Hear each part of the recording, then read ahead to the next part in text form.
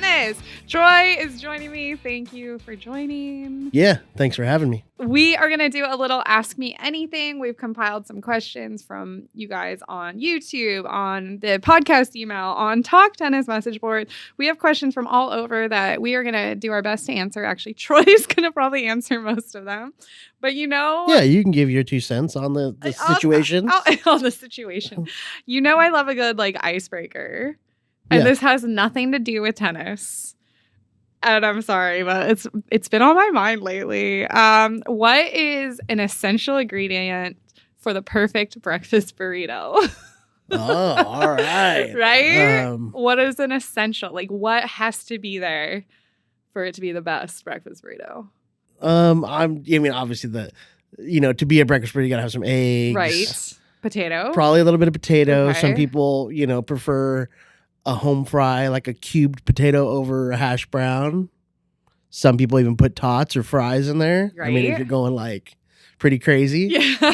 Out here in California, I know me and you both probably big avocado fans. Yes. So I like some avocado in the burrito. A little bit of cheese, sour cream. How do you feel about the bean situation? Because So- some people, okay, go ahead. So that's definitely the more Mexican style breakfast burrito usually has some sort of beans or refried beans in it. So that's a pretty good start to the day, but it's also usually a pretty heavy burrito. So, Right. I mean, those are the essentials, but it's all about the way it's prepared. A good salsa. I was just going to say salsa is essential. I know one of your favorite breakfast burritos that you've shared with me. Yes. Actually has cream cheese in it. Yes. And game changer. the peppers usually The you get fajitas. Yes. Yeah. The fajita style vegetables with the cream cheese because it gets all melty. Oh, it's a game changer. Yeah. But sometimes if you want to go a little healthier, sometimes I'm ordering them from the place around here, the Breakfast Buzz. Yeah. I'll switch it up and I'll go turkey in there. Turkey, avocado. I've never tried it with turkey. Potato. Oh, the Buzz burrito. It kind of makes you feel less guilty than bacon or chorizo or something really, really gnarly. But hey, I'll give a fun flashback. Andy used to pick up this place that we go to every Tuesday, they had do 2-for-1s. Andy would sometimes, this is a while back, pick up burritos for everyone. And I just remember Spencer Bowler's order was a breakfast burrito, but he removed the potatoes. Huh? Yeah. Yeah. Well, because sometimes that can be the big imbalance. It was too bulky, too heavy, maybe. Lots of starch. A lot of starch. Carb, and sometimes some, places put way too much potato to kind of fill it, So I kind of see where he's going there. Yeah. Sometimes I'll do it too, but Okay, well, that was a good start to the podcast. Yeah. I think now I'm craving breakfast burritos. But let's start with a question that I think a lot of people might have out there. How often should I change my grommets? Oh, okay. That's a good one. Yeah. So, when it really comes down to it, the simple answer would just be the functionality of the grommets. So, yes, the biggest thing is, some people will wear down the bumper guard, a lot faster than others. A lot of people, whether they scrape their the top of their racket, going for volleys. Some people even hit it when they're following through on their serve. Right. I don't tend to wear out my bumper and grommets too much, just from rubbing against a court surface. Yeah, I know we have racket's really nice. But I know some people sometimes I give a hard time to Jason Wong, because sometimes he'd be even use his racket to stop himself while he's turning directions. I'm just shaves. You're gonna wear through that bumper fast. Yeah. But really what you want to be aware of is just check the bumper of the racket, especially over time. When you first get a new racket, you're usually not going to have to worry about too much, but check the bumper, and you just want to look for where the plastic meets the actual frame. Check for any of the paint wearing down, graphite exposure, the layer underneath. And you can usually see the the different layers of the paint if it starts to wear through. I know some of your old RFs had that going on where like it Yeah. goes to the primer and then underneath. Yeah. So that's important for the top part of the racket, the integrity around the hoop and the bumper, but also something especially over time if you have a racket for many years is the actual little tiny grommet pieces throughout the whole part of the hoop will start to break down, and you want to check that for like little cracks. Okay. Because once they start the little grommet holes start cracking, the string can kind of slip through and lay up against the sharp edge of the frame, and that can cause premature string breakage. So those are the things you really want to work for. Look for. Personally, I don't have to change my grommets on my frames that often, but maybe after like a year or so, start checking. Some people will wear through the bumper really, really fast. So it just depends on how heavy duty you are and like how often you scrape your racket on volleys and stuff like that. Okay. And one thing that I think it would be worth adding, especially we've seen like delivery issues the last few years, maybe trying to get people in the habit of buying grommets before they need them. Yeah, I would say, maybe if you are looking to buy your rackets, if you're the type of, tournament player or whatever that buys 2 or 3 rackets at a time, when you're doing that big purchase, maybe look on the website. You're shopping hopefully from Tennis Warehouse and just see if there is inventory. Maybe get a backup or two backups. I don't think you need to get like 5 or 6. That's a little overkill unless you have a lot of frames, but maybe just a couple backup grommets if they're available. They're usually pretty cheap, under $10. So probably worth it in the long run if you plan on sticking with the racket for, a few years or whatever. I was going to go into another question, but since we're talking about old rackets, there was one that popped up. It said, I'm currently using an Aero Pro Drive GT. They got it for Christmas in 2010. So assuming it's the 2010 model, he used it for 1 tennis season in school, used it once a week for another 8 months or so, then quit.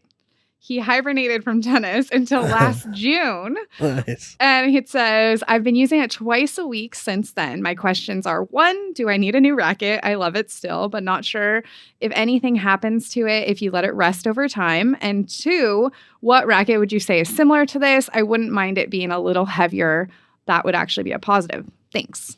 Oh, yeah. So, I mean, now that it seems like they're getting back into tennis, playing more regularly, I mean, if they like the racket and there's no damage to it, or like we were just talking about the grommets and stuff and like scuffs to the frame or, it's breaking down the structural integrity, the racket will probably play fine as long as, usually you'd want to, if you're storing a racket, if it's sitting around for a long time, you want to keep it in an indoor climate, a temperature control don't leave it in your garage. You don't want to probably leave it in the garage, like inside your house, your closet, room, or whatever. It's usually fine.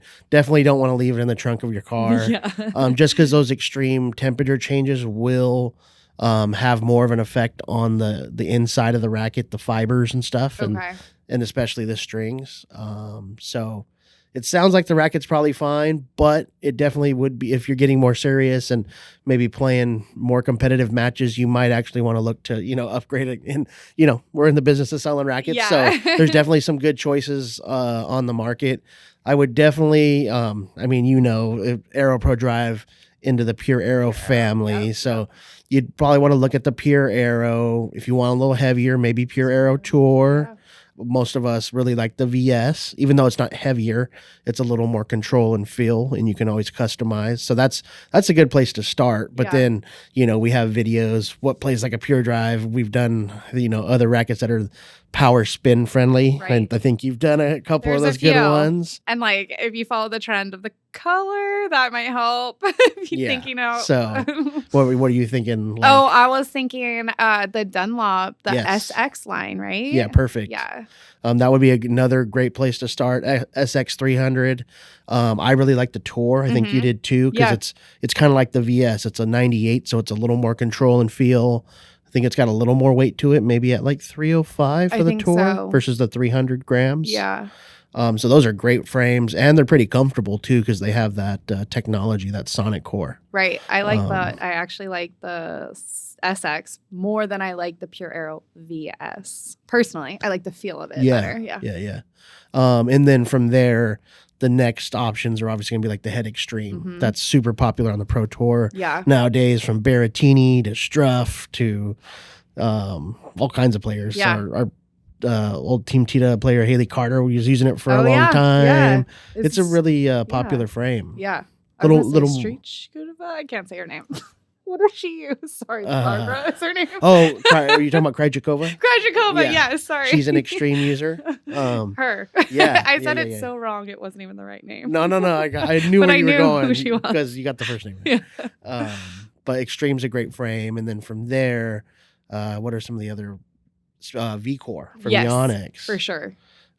Great Solid. choices. So you have a lot to choose from. Call our racket experts, and they could definitely hook you up with like a demo order if you have that option. Yeah, and so many good deals. I just did a video today, and I couldn't believe that one of the, I think it's 2 generations ago, Head Extreme MP is priced right now $129. Yeah, and I Yeah. think we even have a pro version, right? Yeah, Yeah. yeah. So, I mean, it's like, that's a really good deal. A really good deal Yeah, right that's now. a great frame So. for that price point. And if you wanted something a little heavier, the Pro is super solid and Mhm. stable.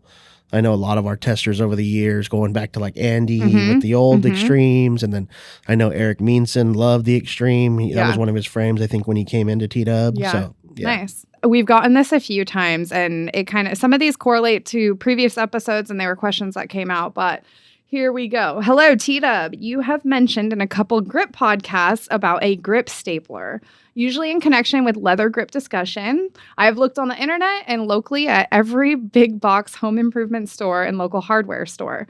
No one seems to know where or how to get a smaller staple suitable for tennis grips. Please help me source one if you know any resources. Keep up the great pods. This kind of sent us into a deep dive. I was bothering you about this question the other day, and you just kind of kept researching and finding more information. Yeah. So this is from Shane. Help him out. And I know he's not the only one who has this question. Yeah. So as far as the actual staple gun, I know we do have one here at Tennis Warehouse. From my understanding, I can't remember the name brand of it. I could go dig it up somewhere, but it's basically like a carpenter's staple gun. Mm-hmm. It's electronic, so it's like Mhm. pretty heavy duty, probably a little pricey Mhm.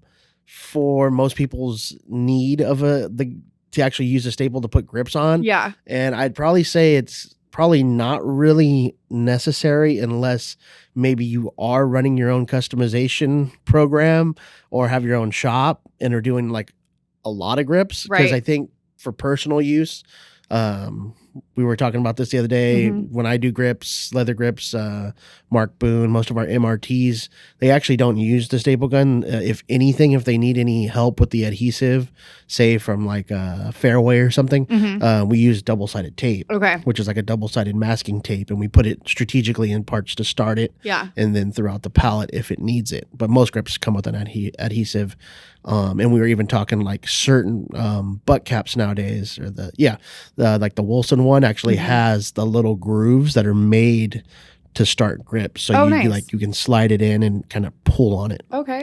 But getting back to the exact staple gun, if you really wanted one, it is a carpenter's staple gun.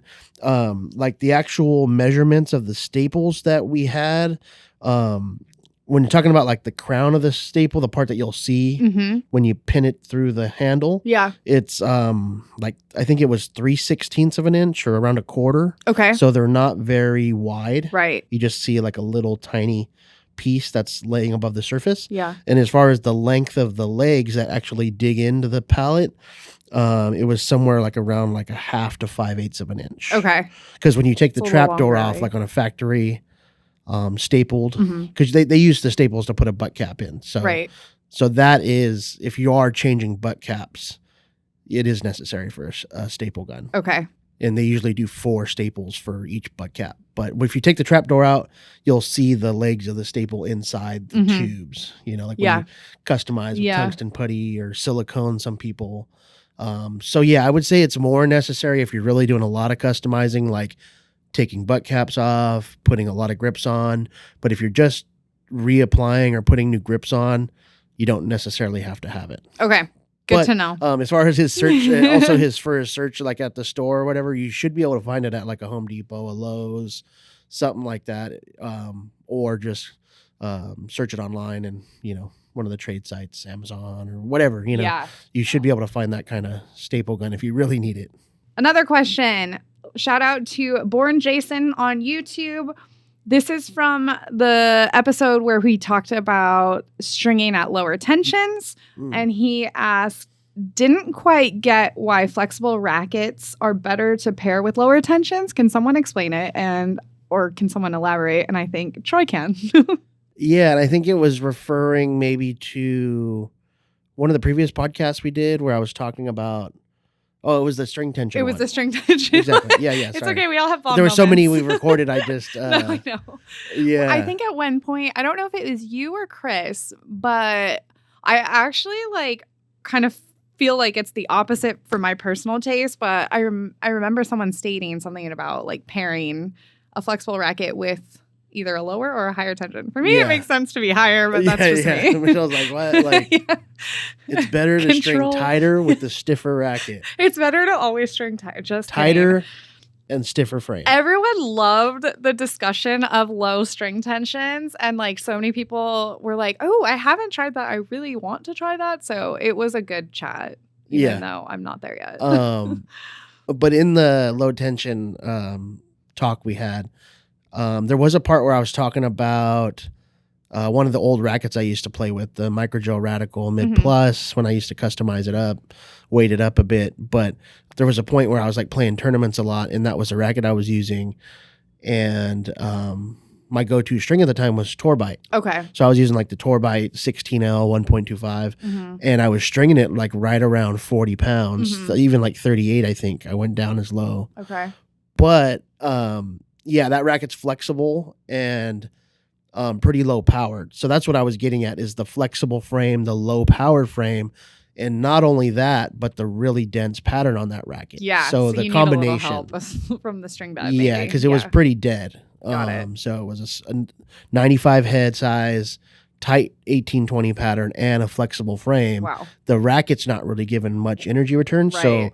by going down that low, I felt like I got more pocketing, and it added a little bit of energy return or a little bit of life to the racket. Okay.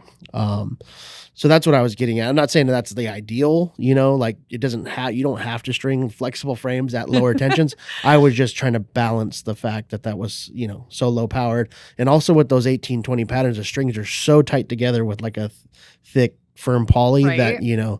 You really can go low with those because the strings are so close together. Okay. That makes sense. Yeah. And hopefully that clears it up or Yeah, elaborates. and it's not, on and, it. and it's not necessarily better per se. It was just my, Your preference. my better, you prefer maybe firmer, tighter string bed, especially the more open string patterns. Yeah. I string those tighter because you're getting a lot more string movement. So Nice. Okay. Let's see. This one's a little long. So here we go. This is from Kevin. I'm a middle-aged male, 4045, all-court player returning from a 15-year retirement. Welcome back. And I've been suffering from medial elbow pain, initiated from serving, for the past 9 months. I think I need to upgrade to my older, heavier mid-size sticks, which he lists that he's playing with the Pro Staff 6-1 Classic and the Head Radical Tour. He purchased he quotes, new Wilson Pro Staff 97 version 11, the Tuxedo, and had it strung at 50 pounds with confidential.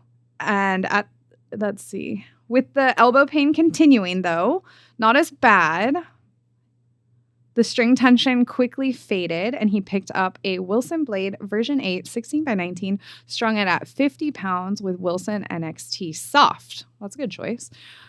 Since the elbow pain has continued to linger, I picked up the Wilson Clash version 2 and strung it at 45 pounds with Wilson NXT Soft. You're going in the right direction, I feel like. This felt good for the first session, then the string seemed too loose. Yep, I would agree with that. It says, I've seen a couple different orthopedic surgeons with the same diagnosis. It's medial tendinitis, and I have received an asteroid injection last November, which stopped the pain a couple of days, started on anti-inflammatories, going to physical therapy, and continuing with exercises, but the pain still seems to be lingering. I tried dropping the tension on the Clash version 2 to 40, which felt better, but the ball control is not great. I've never hit the ball with a lot of spin, so lower tension seemed to diminish what control I have. Any suggestions on string and tension would be greatly appreciated. Wow, Kevin, that sucks. That pain, I can just imagine, is no fun to deal with. And before we answer anything, we do have to say we are not trained medical professionals. Yeah. So we are not giving out medical advice here. But I think Troy might have some good ideas on some different setups and maybe to help regain a little bit control, or maybe even a couple rackets that he might want to take a look at. The Clash, I don't know. Maybe that's not the right one. Yeah. Okay. I mean, he does have the right concept going. He kept going with a lower and lower stiffness each racket Right. from his older rackets, which are heavier. But starting off, he said the Pro Staff Tuxedo, Yes. which is a kind of It's a kind firmer, of firm, medium to firm yeah. frame. Probably not the most arm friendly. And then especially with like a Confidential, it's kind of a firm setup. Yeah. Then he went to Blade. Blade's great, comfortable. And then Clash, which is comfortable but more powerful. Right. Versus the Blade, which is like comfortable but more precision and control. Mhm. So, maybe he should think about maybe revisiting the Blade. It's tough because, he's experiencing the pain in his arm. He says medial elbow, which I believe what he's saying is on the inside part. Mhm. And that's usually kind of linked or termed to like golfer's elbow. Okay. Like the lateral epicondylitis is the typical tennis elbow. Okay. So I'm thinking he's kind of got something going on this side. Yeah. So it's tough. And I've talked to customers over the phone, on the phone over the years, and there were some that just, no matter what they tried, it still would linger. Yeah. And there's a certain point where you just, at a point, you have to kind of cut your losses and just stop altogether and just take a big hiatus. Yeah. And, that type of thing. But I would say some things you should do, maybe you were saying like maybe consider a different frame. Yeah. We have some great options that are soft but more control. Like the Clash is pretty powerful. Right. So the first thing that comes to my mind, you're probably thinking the same, Yeah. like a Prince Phantom. Yes. Yeah. So they're really flexible frames, but definitely more control, and probably would kind of take him back a little bit to more the classic stuff that he was playing with originally. This one. Yeah, Yeah. but softer. Yeah. Okay. So whether it's the 03 Phantom 100X Mhm. or just the 100X 305, Yeah. they're not too heavy, Right. very comfortable, good feel. Even the P line, there's like the 100P that's a little heavier feeling in the Phantom line. I've actually hit a little bit lately with the 100G, Okay. which is yeah. like the take on the graphite crossbar Yeah. with some weight on it. But pretty much if you're in the Phantom family, it's really, really soft, thin beam. Yeah, you're not going to be getting maybe some of the free power of the Clash, but you'll, be using something really comfortable. You're going to get more control, so you could probably bump the tension up if you wanted to, or Mhm. just stick with like his NXT, Yeah. Technofiber NRG. I would probably stick with something like in the multi-filament to natural gut range. Yeah. Stay away from that. Um, Confidential. Don't go back there. But I mean, if you were to try a Phantom and you got used to that really comfortable frame, you probably could start tinkering a little bit more with the string, whether Okay. it's just maybe increasing tension a little bit with the soft string, maybe like a really soft hybrid. Yeah. But that's kind of where I would go. What about a natural gut? And I know like that's going to add power to his setup, whatever he's using, but do you think it would be worth trying natural gut? I think it would be worth at least giving it a shot. Yeah, The okay. investment, whether, most places early, I think we're selling NXT now for somewhere like close to $20. Yeah. Whether it's going up to like a clip natural gut for a little bit more. Probably my favorite's the Babolat Tonic because it's basically like VS, just a little different in the gauging. Yeah. So it definitely would be worth a try. Well, he's obviously invested in figuring out how to hopefully get rid of this pain. And Yeah. so it definitely, I think that would be easy. But yeah, and also kind of maybe going like something like the Phantom, and it's not just the Phantom. I mean, there's the head gravity line that's pretty Mhm. comfortable, something like that. You've already tried the Blade, so maybe he could go back to tinkering with the Blade a little bit. but the weight of the racket too. So Right. the Clash is pretty light and maneuverable. So Mhm. maybe just a little bit more weight, not too much, but that could help with stability. Right. So that's another thing to think about is the weight and maybe kind of a little bit of customization going on that could help. And then another thing you want to check for, and he may already have it pretty dialed in, is the grip size. So that's Okay. something. Yeah. I Just making forget sure about you have that. the right grip, not too small. Usually, you want to kind of maybe lean slightly on the bigger side. Mhm. So if it's too small, you're kind of overcompensating all the time with your grip and squeezing down a lot. That could cause something. And just making sure you have a comfortable grip. You probably don't, if you have the arm problems, you don't want to probably use like a leather grip because that's really firm and hard. Yeah. So there's a few other things to think about in there, but Okay. um, Hopefully, Kevin, you can make some adjustments and you can let us know that you're all good and hopefully not having to deal with this pain because I think most tennis players know how frustrating that is. I know you've got your knee that's just like, it's so frustrating. Yeah. So, but I do recall maybe a while back, 5 to 10 years ago, somewhere in there, I had a really bad pain in my arm, and it was weird because it was not my dominant, it was my weird. right arm. So I would really feel it on the two-handed backhand. And there was a point where I just stopped hitting two-handed backhands because it hurt so much. Then I went to just playing no matter what with multis, even though I didn't control the ball as well.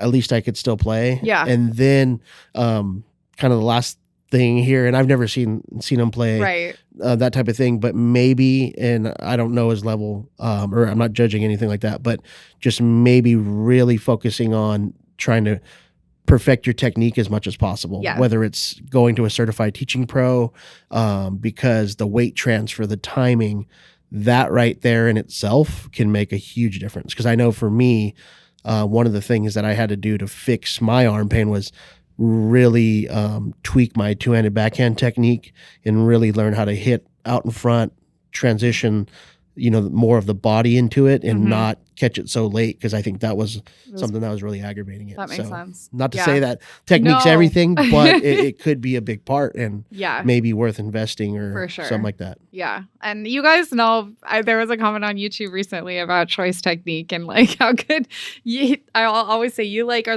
you're really a master of like breaking down the technique and like you can watch literally any player and duplicate it. It's really cool.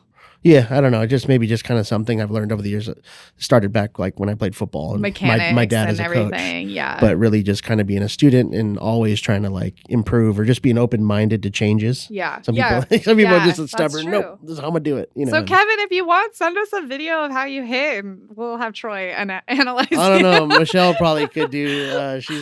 She's been classically trained by some pretty good coaches, right? Yeah, but I'm all about like you figure it out. Like I'm less on technique and I'm more like, here's the situation. Let's figure out how to make it work for you. Yeah. Do you know what I mean? But on the same token, you wouldn't be able to hit as clean and hard as you do without that training. So there yeah. is something to There's it, whether something to whether you it. don't whether you want to admit it or not. This was specifically asked of Troy on our YouTube channel and says, "Hi, Troy. I searched your channel for information about manufacturers' tolerances. Would you be able to share that information about various racket brands? I know only a couple that I've seen printed on the rackets." He gives some examples. Babolat does plus or minus 7 grams of weight and plus or minus 7 millimeters on the balance. Technofiber has plus or minus 4 grams weight and plus or minus 4 millimeters on balance. But they were curious if you know anything about tolerances regarding Prince, Yonex, Wilson, and Head. And I know it's like it's kind of like looking behind the curtain. Do we even want to crack open that can of worms? I don't know, but I kind of like the question. Do we need to run this by J-Dub, our racket technician who does everything with our rackets, and be like, oh man, I can already see his response right now. Here's a side question. Someone recently asked to get the professor back on. It's like between the professor and J-Dub, I don't know what we're gonna have to do. We might have to like bribe them and lock them in the room because it's not easy, you guys. Like if you start a campaign, that would be great. Yeah. Do we want to get Are you talking about spec tolerance? Did you say spec tolerance? You talking about specs? Did someone say spec tolerance? It's like the old Allen Iverson. You talking about practice? You talking about specs? Are you talking about specs? The simple answer is Call a Racket Experts. Yes. Give them your extra when you make your Yeah. purchase. Give Know them your your extra spec. $10. Yes. MRT extra. And you don't have to worry about it. I think honestly, Just kidding. no, it's true though. I You're actually talking about specs. I didn't say this the other day. We filmed the review for the extended whiteout. And that's one that I feel like because the racket can be a little demanding because it's extended, I think it's worth, if you're buying 2 rackets, make sure they're matched. Yeah. Easy. And I think that service, just a pair of matched rackets, I think that's a $10 service. And Yeah. it's- They just Really? find 2 that are matched and done.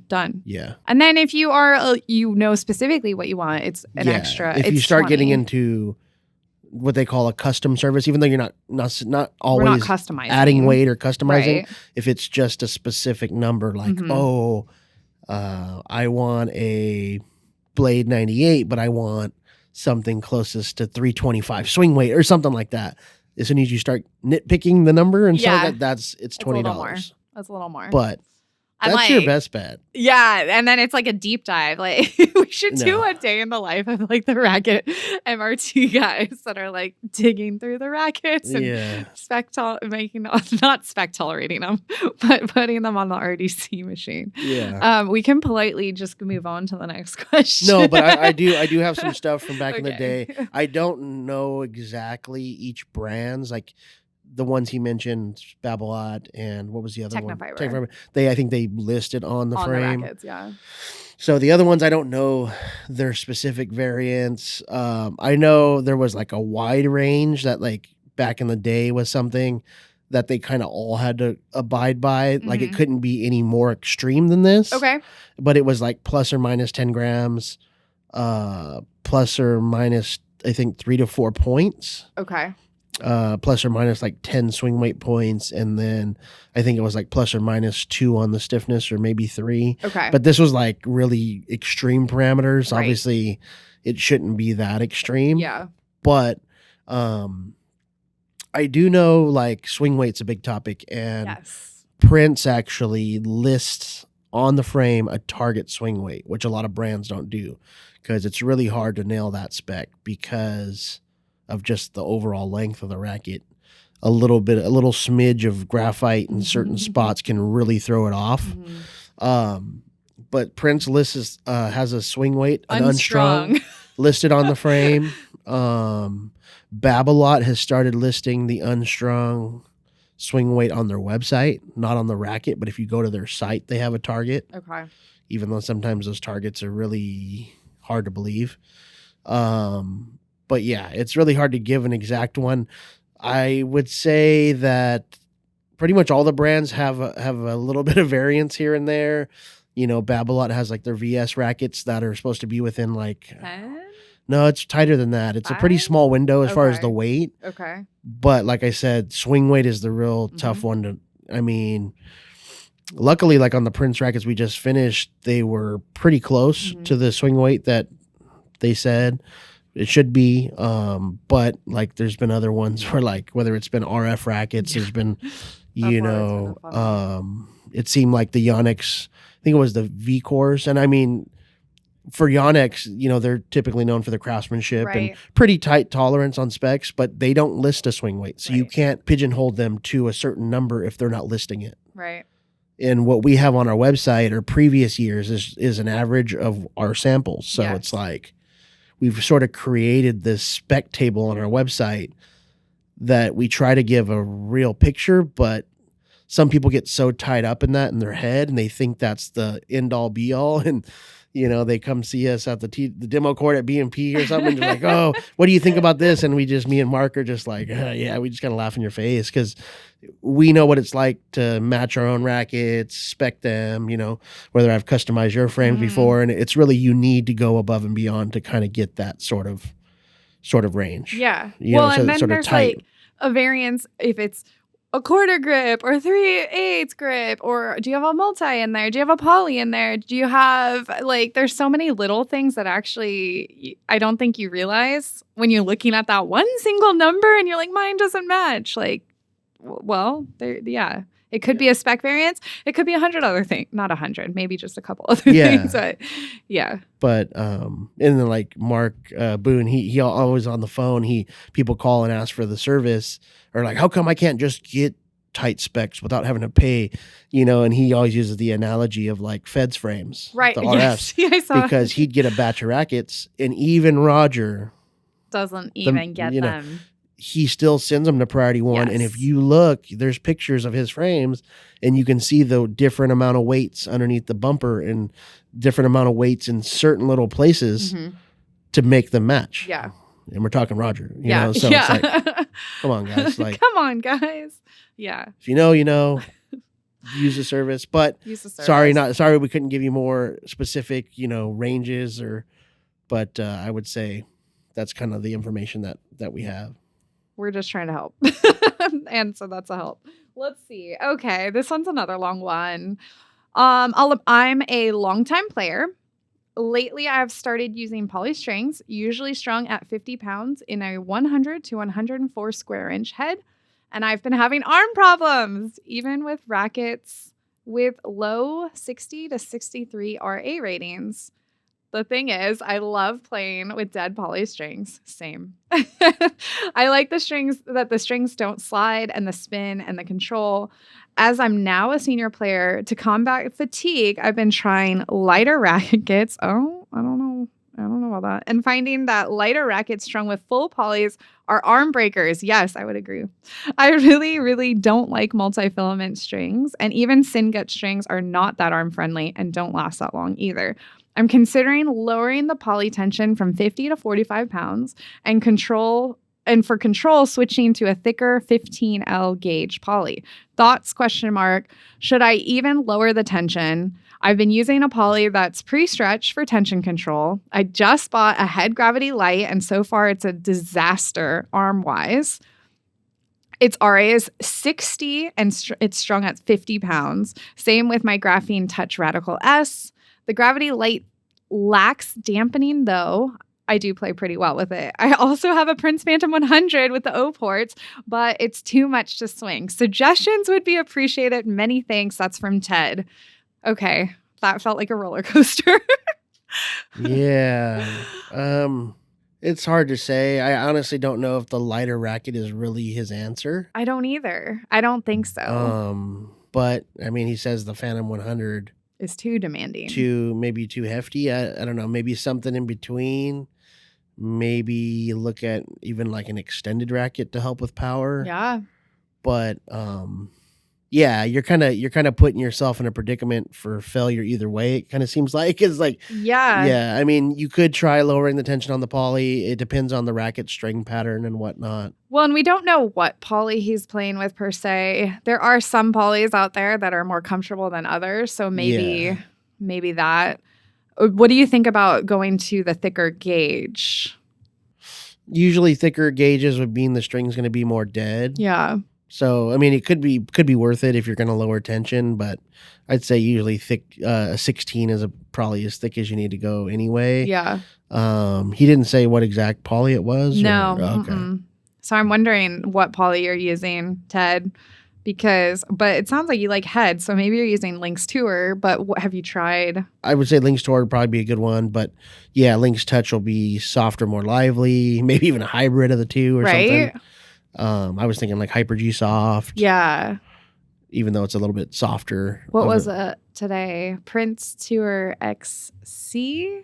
Yeah, or that's XP, which is the XP softer has one. a little more. Or Vortex. Vortex is the softest. Yeah, Vortex is soft. XP is a little more powerful energy return. So you might not like XP. The XC a little more control. Those are relatively soft though, aren't they? The Vortex, the Vortex would be the one you want to go for if it's softer. Yeah. XP might be good for energy return, a little more pop. Okay. So I don't know, maybe one of those two. But yeah, just because really it sounds like with those lighter rackets, if he was maybe in the past playing with something a little heavier, they're going to get pushed around a little bit more. Mm-hmm. They lack plow through unless you add weight to the hoop or whatnot. So yeah, I don't know exactly what to tell him. But maybe the thing is, I was thinking maybe not lighter of a racket, but maybe a more powerful frame than the Phantom. Yeah. You know, I don't know. I'm trying to think of comfortable. I'm thinking the PWR. I'm just saying. Yeah, that'd be a lot of power for sure. Easy power. It's stable. I feel like some people have gone there after having arm problems. Literally, someone I talked to recently went from a pure drive to, I want to say it was the Extreme PWR. And she was having like arm issues, didn't really realize what kind of racket she was playing with the pure drive and that it was stiffer, and then switched to PWR and she loves it. Yeah. Double specialist. Yeah, that's a lot of easy power there. But I was thinking like maybe a little more powerful frame than the Phantom. You know, it sounds like the Clash Pro, something like that. I don't know, maybe that's too heavy for him. Well, what about even the new tours? Tour 100? Yeah. Tour 100, 290 probably wouldn't be that's lighter. Yeah. But still has a decent amount of stability to it. So that probably feel more stable than I think the Gravity Light he said or whatever. Yeah. So the new Tour 100 would probably be a good one. I was even thinking like that Extreme Pro, because the one you said that was on sale. Yeah. I don't think it's too stiff, but it's hard to say. Yeah. You know? Yeah, that would be good too. Yeah. So Ted, keep reaching out. This was on YouTube, so we'll work through this situation with him. And I think that maybe, I don't know if he's in a demo, but like the Clash Pro. Okay. Because it's Pro. comfortable, It but is. it's got a little more weight to it. Mm-hmm. Another one that probably would be similar would be like the Prince Twist Power Tour. Oh yeah, I always forget about 100 those. Tour. Yeah. And there is an oversized one too. Not that I'm saying, but it did say that he liked 100 to 104 square inch rackets. So yeah, the Twist 105. The 105, yeah. And that got good reviews. It did. Like it played more like a, like a solid like 100 square inch, 300 gram racket. Yeah. Like Brittany really liked Britt it. And loved she it. plays with the E-Zone 100. Yeah. So. Here's a quick one we can do. Hi, I was wondering if you plan on selling or reviewing Diadem rackets. And if not, do you have any thoughts on them? As far as selling or carrying them, I'm not too sure about that. Obviously, that's something that, maybe that's not part of my That's job. not us. But I do remember hitting with the Diadem rackets Yes. before, like quite a while back. And from my recollections, there was like two models. I think one of them was more like a pure drive. I think that might have been like the Nova or something like that. And then there was another one. It might have been just called the Tour, but it was more like a kind of a little bit more of a player's beam, kind of like maybe along the lines of like a Blade or Pro Staffish or Strike-ish, kind of like that style frame, TF40. Yeah. And I do remember that one was pretty nice. It wasn't too bad. Nothing really like stood out like, oh my God, this is a game changing, but it was like, you could tell, had, probably mostly graphite, just solid frame. Yeah. I think it had a pretty open pattern. So it was kind of reminded me of like an old Babolat Pure Control. Okay. Nice. Or like Pure Stormish. Yeah. Kind of frame. Yeah. So you never know. They might come in. It seems like we had no glaring issues with them. I do remember hitting them. I thought the paint jobs were pretty cool, if I'm remembering correctly. Definitely one of them was like obviously Like a teal? like their turquoise. Yeah, kinda like their string, the Yeah. solstice, or Kind of different. Let's try to get a few more in. Hi, T-Dub. This is from Ryan. I'm looking for a new racket since my 3rd gen Pure Strike 16x19 broke. I really like the Pure Strike, but I would have preferred a little more feel. We get you. I'm stuck between the Slinko Whiteout 305 and the Head Extreme Tour. I tried the Pure Aero VS. It was too stiff and had a weird beam. And the Head Gravity Pro, which was too sluggish. I hit somewhat flat with a semi-Western grip, but I can hit with a lot of spin as well. I'm a 5.0 NTRP. Please let me know which racket you think would be better. I'm leaning towards the Whiteout, but I haven't heard such good things about... I'm leaning towards the Whiteout, but I have heard such good things about the Extreme Tour, so I don't know. Thanks. Did the racket break or did it get broken? I know. No, I'm That's what I need to, just kidding. Well, that's what we need to know. Ryan, let us know. But actually, the first thing I was thinking, I know he's kind of picking between two, both pretty good rackets. We've hit with the Whiteout a lot lately, whether it's standard length or extended, so pretty solid. Kind of has a nice, firm but solid feel.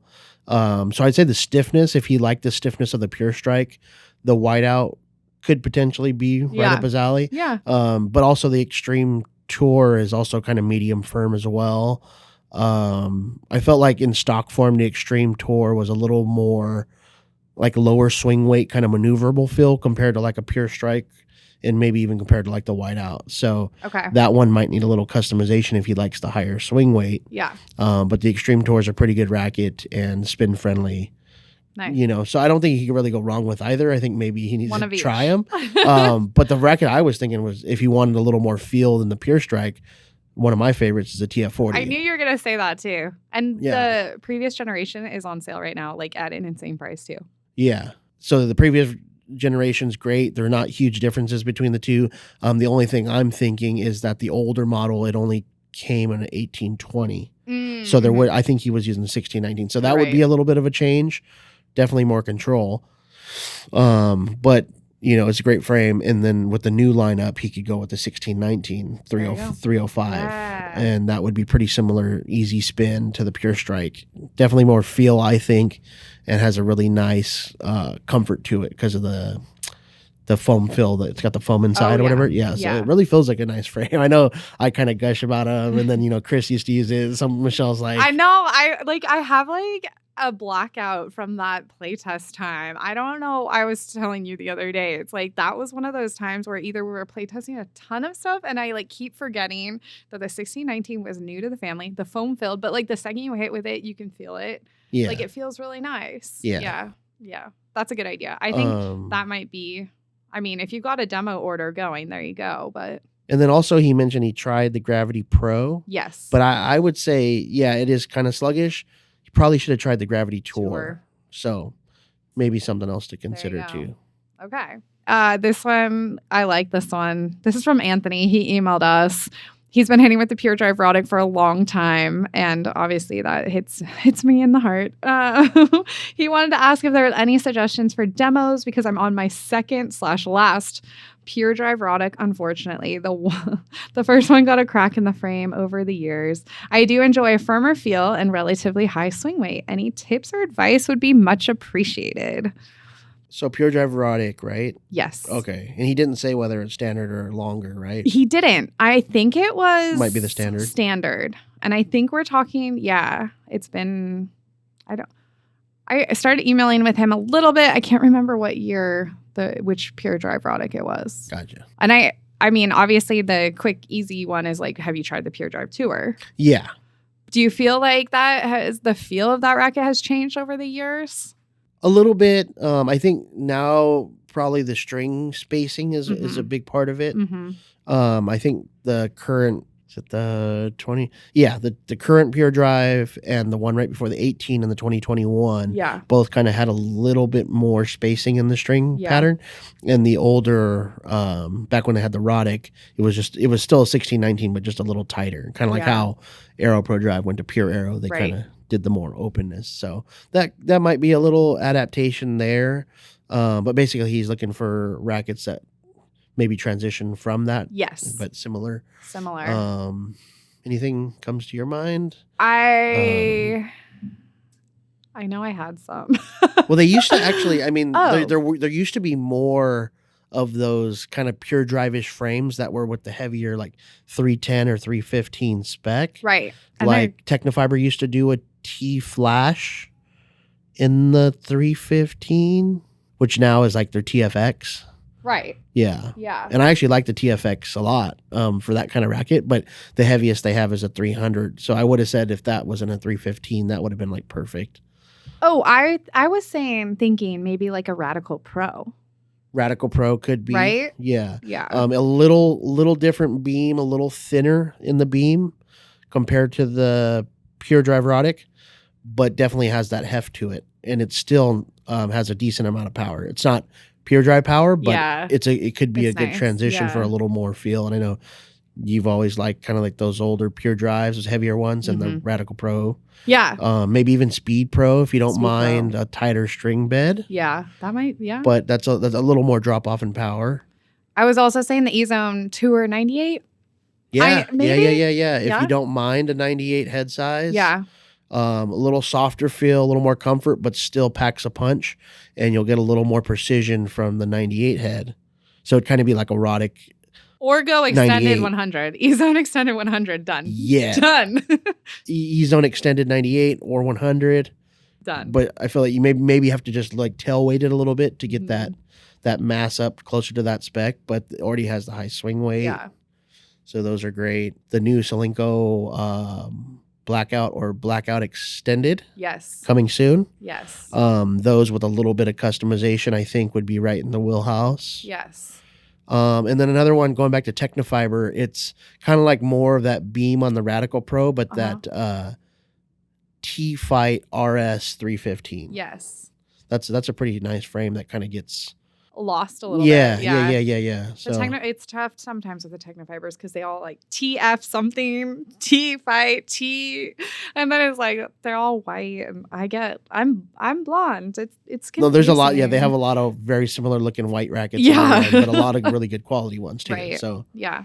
those are some good ones to look at. Cool. Well, I think that's good for this episode. Thank you guys so much for asking us I think we these nailed questions. it. Yeah, and thanks, Troy, for answering all these questions. And again, please keep engaging with us. We love chatting with you. And you can find us basically anywhere at Tennis Warehouse. Yeah. But if you have a specific question, podcast at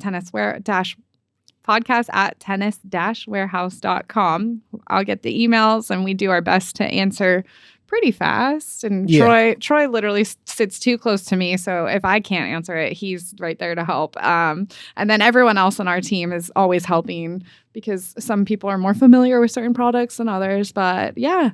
And we're always on YouTube pretty much throughout the week. So we're always on YouTube, and this episode will probably go who knows when, but we hit over 100,000 subscribers. Yay. Thank you guys. Nice. So keep engaging with us. I don't know. We have fun with it. Just be nice, and we're here to help you guys out. And that's it. So thanks so much for another awesome episode. Leave us your questions and happy hitting.